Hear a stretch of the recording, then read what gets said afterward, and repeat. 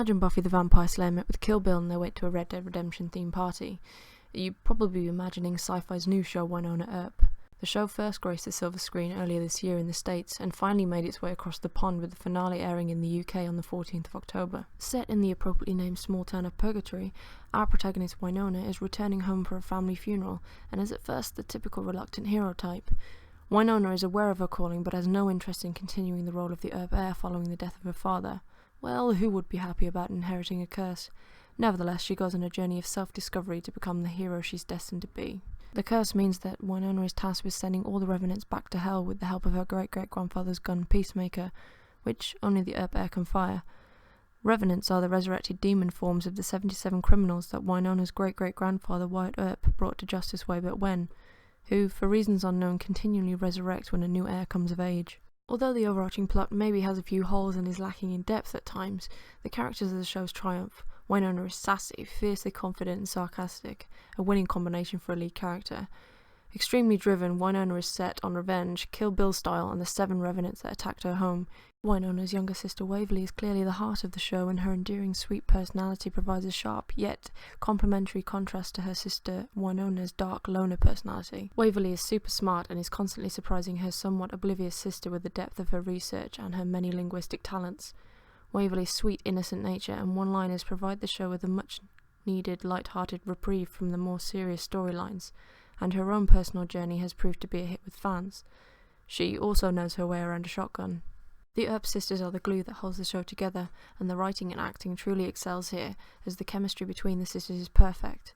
This is also helped by the off-screen friendship between the actresses that play the characters. The scenes involving the Earp sisters are particularly heartwarming and genuine, and in my opinion are some of the best in the show. Waverly's big heart puts her at the centre of many relationships in the show, which include Officer Nicole Hort. Nicole is, as far as I can tell, the only police officer that actually does any work in the town of Purgatory, and is possibly the smartest lesbian on TV when it comes to gun safety.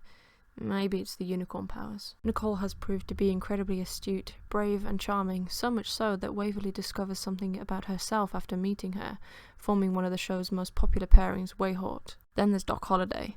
He was an old friend of Wyatt Earp's back in the day, who is mysteriously still alive due to his own curse, courtesy of the Stone Witch. Doc eventually joins forces with Wynonna after a moral struggle between his conscience and his thirst for vengeance, and provides the show with not only one of the best moustaches on TV, but the comedic value of an old-fashioned cowboy in modern times. Xavier Dawes is a mysterious character, and it seems like he's got a bit of a Jekyll and Hyde complex. However, being so mysterious has meant that, as a character, Dawes came up rather flat at times. Hopefully we'll get to see a bit more of a personality next season. If Wynonna were Buffy, Dawes would be her Giles, but with romantic chemistry, and the love triangle element between our lead female and the 2 men in her life is bound to stir up trouble. The show's weak points are its villains. The main villain is Bobo Del Rey, a man who has a fetish for fur, and whose band of merry revenants spend most of their time going on evil scavenger hunts, while drinking evil beer, and posing with big guns. Bobo himself is full of misogynistic remarks, but not much else. The height of his evilness stretched only to buy the local bar, which seemed just in an attempt to annoy the Earp sisters, presumably so that all of his friends would have somewhere to drink their evil beer after a hard day's work of not helping old ladies cross the road. It's a shame that some of the more interesting and creepy revenants were only around for 1 episode each.